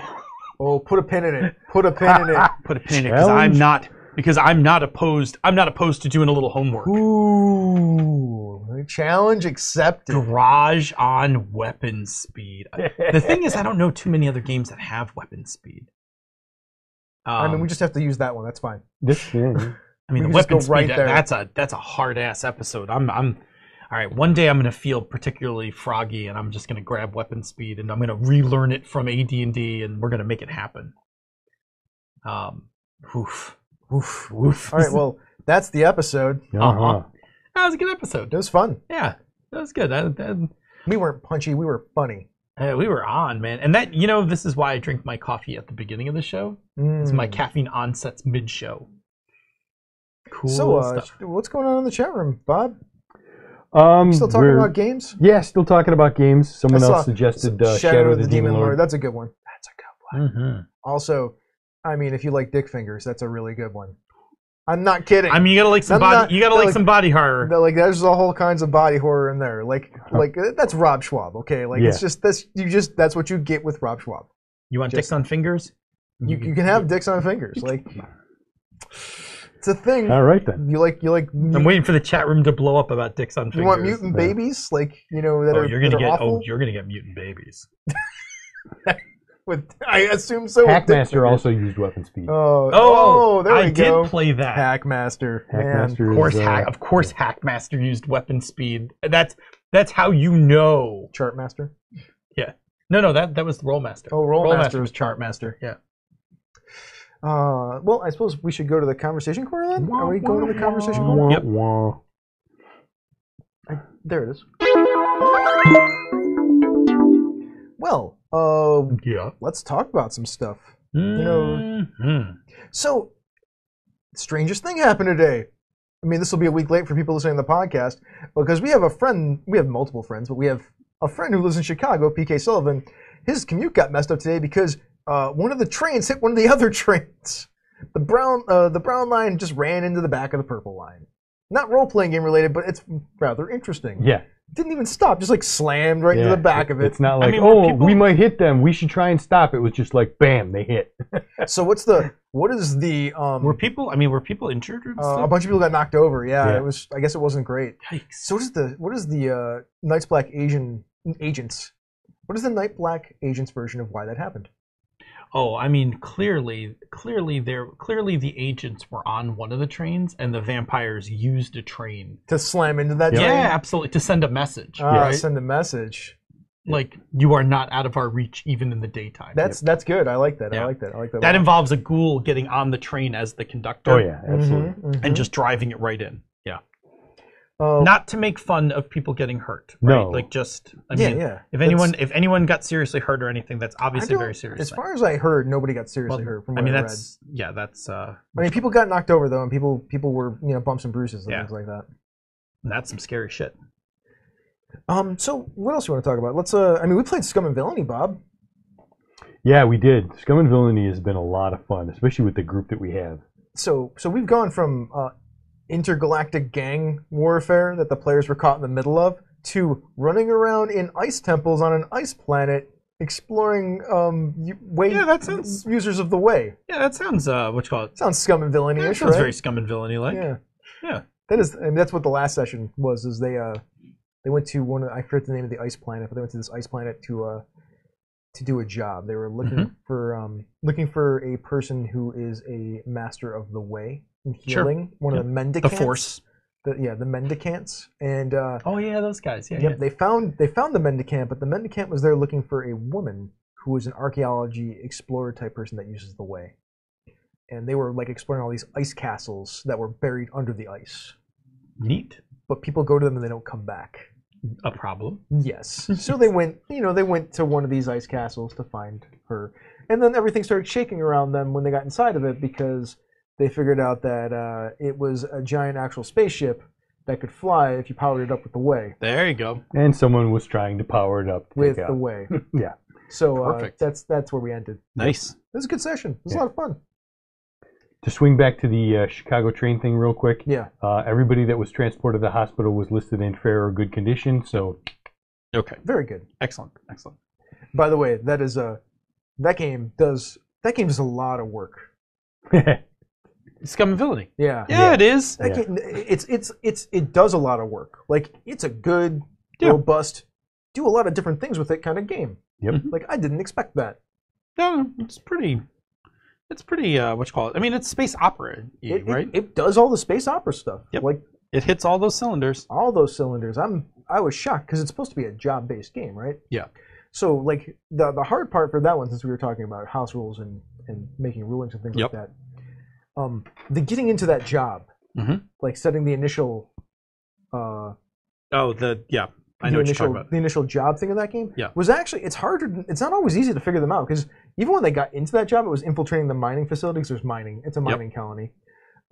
Getting into that job was hard because like we were trying to figure out like, well, we know what the mission is, but how do they get in? And then that, right? Yeah.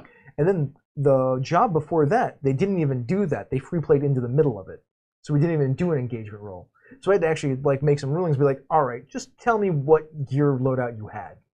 That's fair. Yeah. Yeah. Which is fine. Like you can make it up whatever you want as you're in the middle of this party that got free played into. Yeah, when you've got a black and white situation where you know how you're going to do the thing and there's a clear engagement role to be made, that's perfect. But, we've run into a couple of them where we're the fringes, or it's like, nah, we really don't have one of those. So we just wing it. Yeah, because Chris makes a ruling. they sort of did a job because they found the person they were looking for, but they wouldn't come with them. So then they had to go do a different job, which was going into it was like a job inside of a job. Yeah.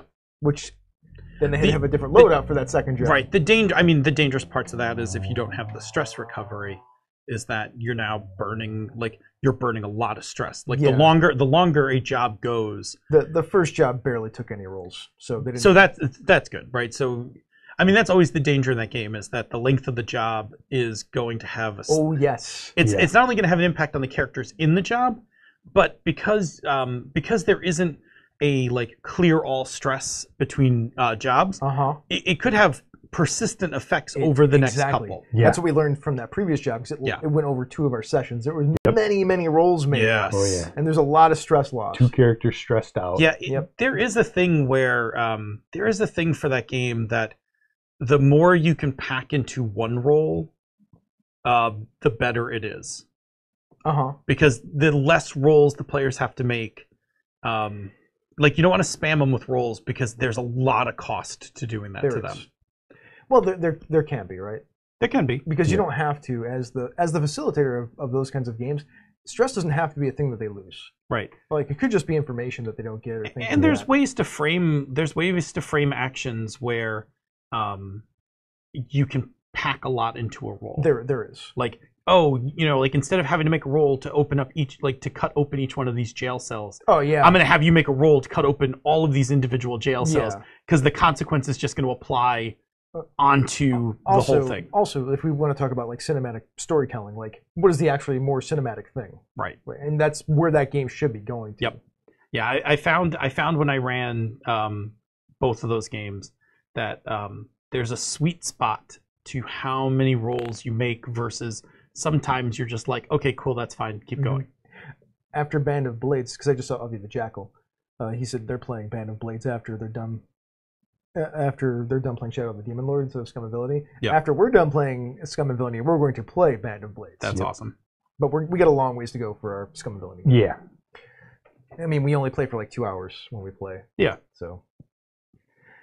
All right. Does somebody else want to go? Tell me about Forbidden Lands. That game is fascinating. Forbidden Lands. Fascinating. We played. We keep bringing it up because it's so much fun. Yeah, we played again this Sunday, and this time the characters took a second job to earn more silver. They've needed money in order to go adventuring. So this time they took some casks of ale to the town that they originally came from, and went to sell them. Only to run into some problems with their past from when they left that town. So Bob's dark secret came out during the game. The players, my dark secret is I killed a member of this religious order. Oh. And when we were going through the setup of the game, we determined that we had a scuffle. There was a kerfuffle with this religious order in this town, and then we all split. What they didn't know is that there was only one. There was this one Rust brother who was in this town, and we had this thing. But what they didn't know is that after everybody split up, I ended up killing the guy and left town. And now the Rust brothers are after me, and of course my companions because we were all together. I mean, and they're not human. So the Rust brothers are looking for an elf, a dwarf, and a goblin. So they roll back. It takes them a day to get back to town, and they're like, you know what? We're gonna camp outside of town instead of heading in at night. We'll do it in the morning. And Sean and Glenn went out hunting and foraging. Bob's sitting at the campsite, and this guy at this nearby shanty comes over, and he's like, the Rust brothers are looking for a goblin, a dwarf, and an elf. And so Bob's like, what does Jerry play in that game? Jerry's not in that one. Oh, not in that one? No. Well, Jerry's in the Thursday game. Yeah. So so Bob's like, I'm gonna make an intimidation roll here, and I'm like, yeah, you are. I'm like, yeah, so, wow, interesting that there would be another goblin, elf, and dwarf wandering around, and I kind of grip the axe of my handle tightly. Terrible The handle lie. of my axe. So he gets You're such a bad liar. he gets 2 6s. Such a good liar. Right, so wow, the, you're so such the guy, a good liar. well, so the guy looks at him, and not that he believes him. He's like, Yeah. "Oh no, you misunderstand me. I got no love for the Rust brothers either." Ah. So We he became like, good friends. yes, and then with a little help and some cash, he led them into town to the bar to sell the casks on a route that the Rust brothers don't normally take. Oh, so they avoided a Rust Brothers ambush. Yes.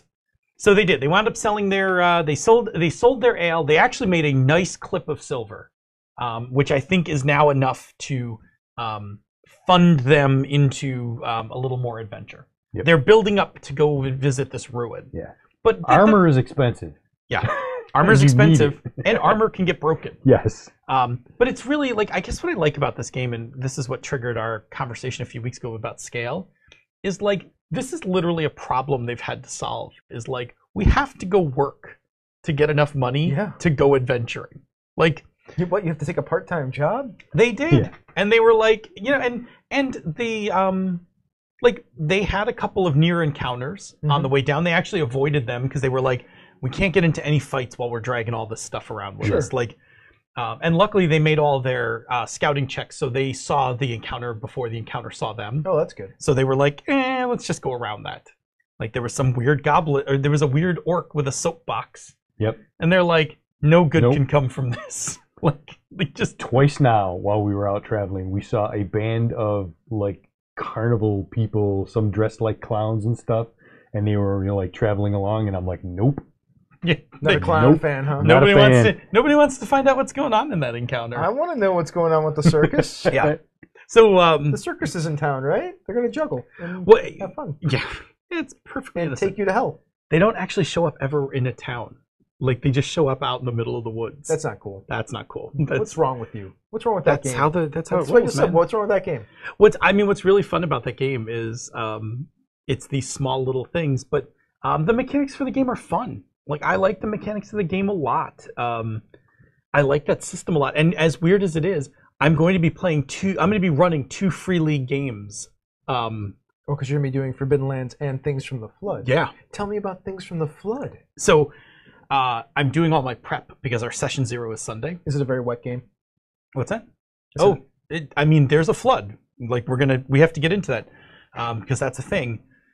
And it'll be huge for the characters, actually. I haven't told Bob that yet, but that flood thing is not trivial. No. But what's really neat is, one, the book kind of tells you how to start getting prepped for the game, but the other thing I did was I went through all of our Tales from the Loop notes, and I jotted down all of the interesting NPCs and was like, cool, some of these we're going to, as a group, figure out what happened to, and some of these I'm taking off the table because they're mine.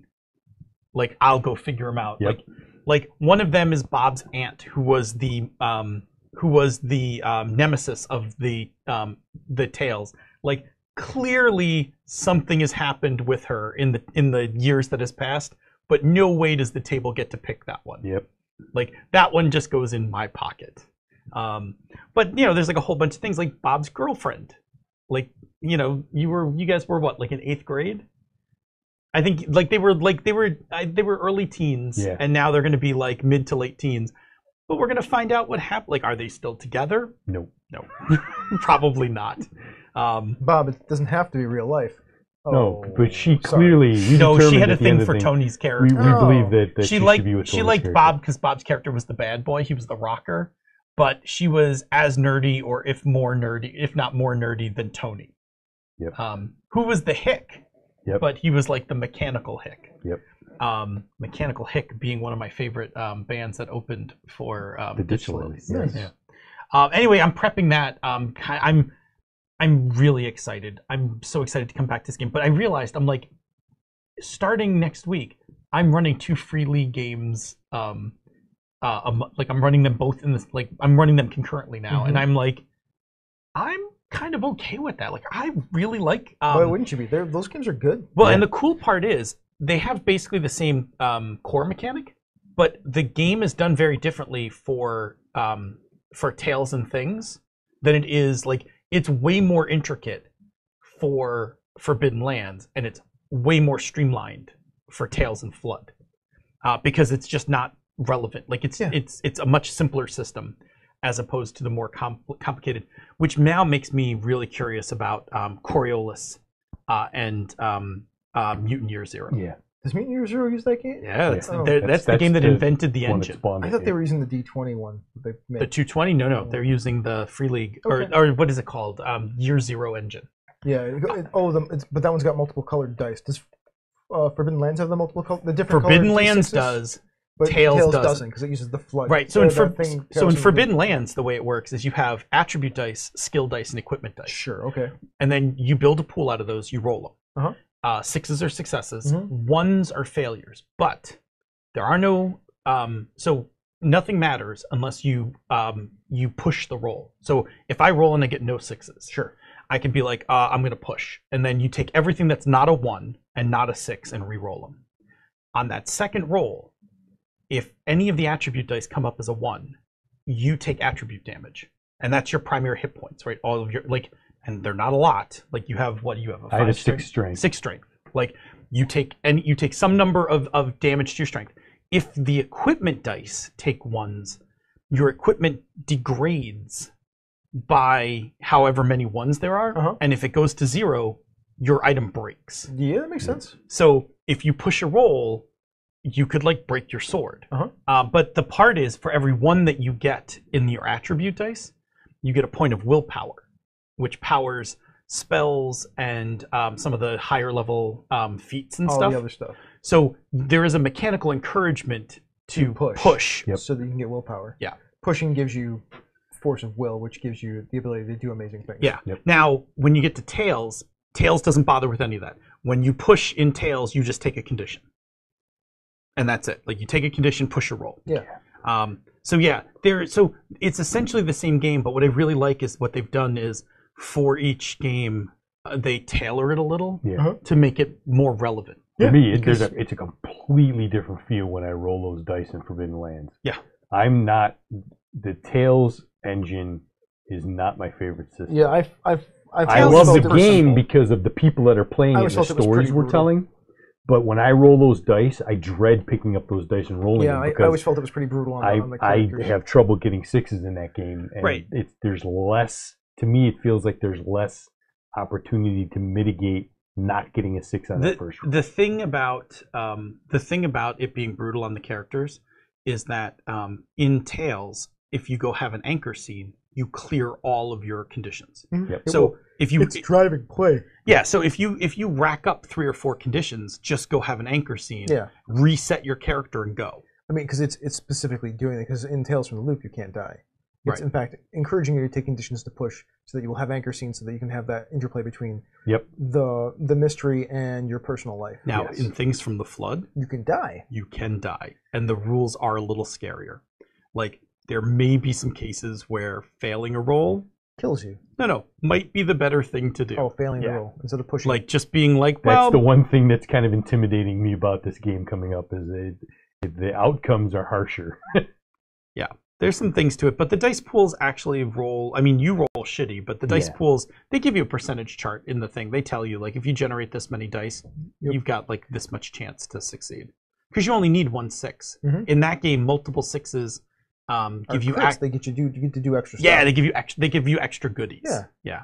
But you only need the 1 6 to like 1 6 out of your pool of Mhm. dice. So yeah, I did. So I'm doing those 2 things. The other thing I did was I switched mod packs in Minecraft.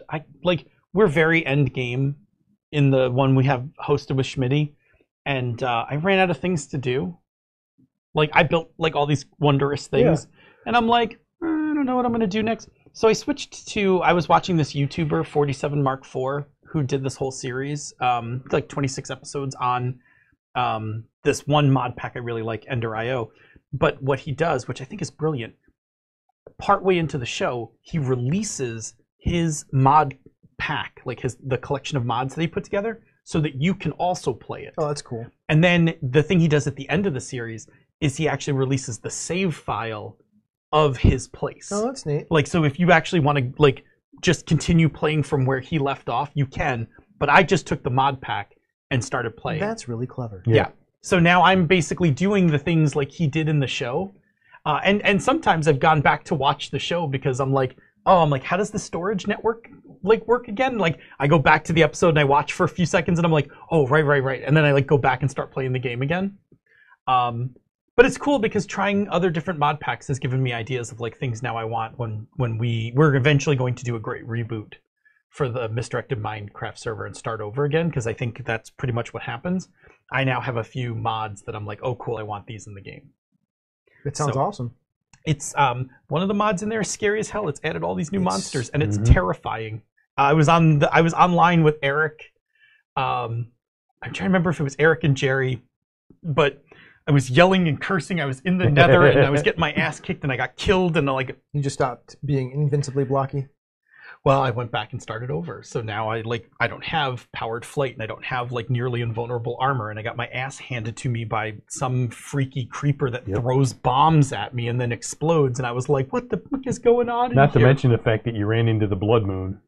The blood moon's terrifying. I turned that thing off after one. Senda was online with me the night I ran into the blood moon. What's the blood moon? So the blood moon is this mod where there's a 5% chance every night when the sun sets, the blood moon will rise. Yeah. The blood moon is this red moon. When it rises, you can't sleep to make it daytime again. Uh-huh. Mob spawning triples, and all mobs are tougher. So if you get caught outside at night during the blood moon, maybe you live. That sounds exciting. I was, And except then you died. no, I was the only way I lived. I got caught outside. I had a rowboat and I rowed my ass out into the middle of the ocean And just sat there? I just did big loops until the sun came up. Because you can't just sit there?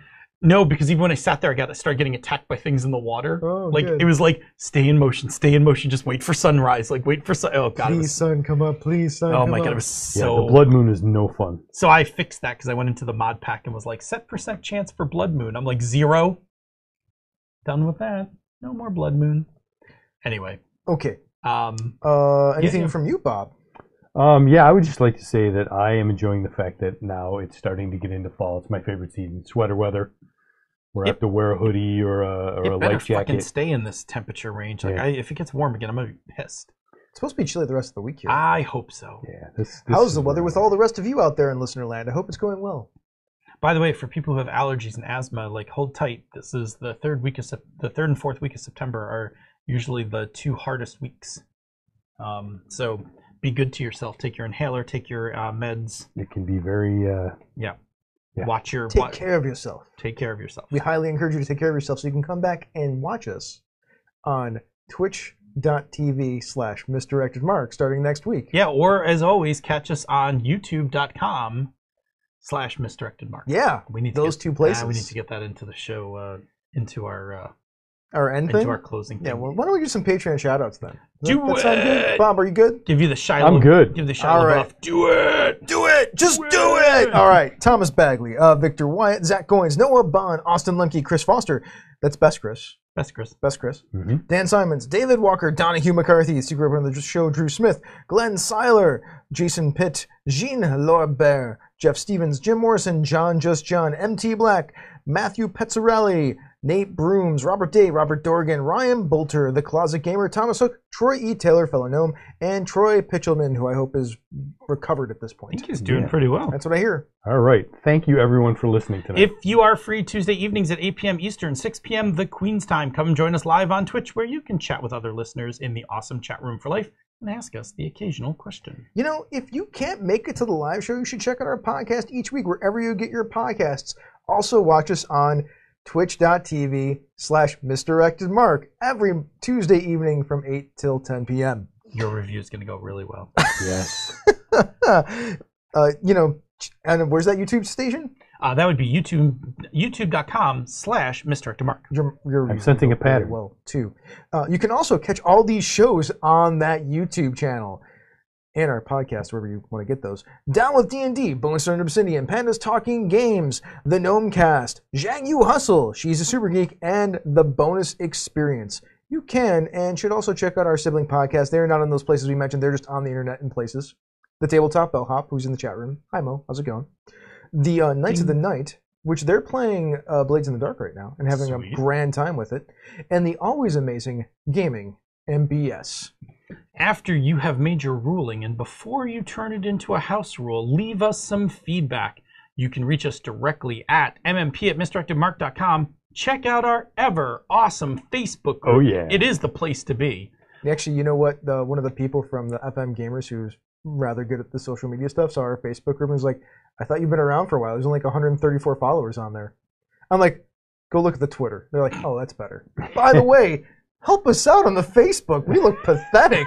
We need Facebook followers. Apparently we weren't pushing the Facebook hard enough. Facebook us, please. Check us out on Twitter. The show, The Network, is at Misdirected Mark.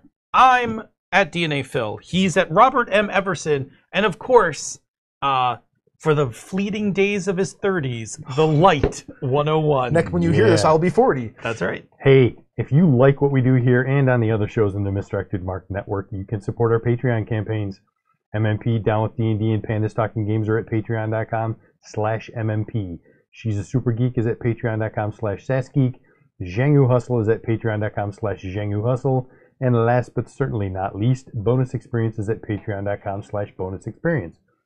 Patrons of MMP, Down with D&D, and Pandas Talking Games get access to the after show, pre-production show notes, musical parodies, the Pandas Talking Games bonus outtakes, and other special releases. You know, this has been a wonderful and enjoyable edition of the Misdirected Mark podcast, which is a Misdirected Mark production, also known as the media arm of Encoded Designs. Mic drop. We out.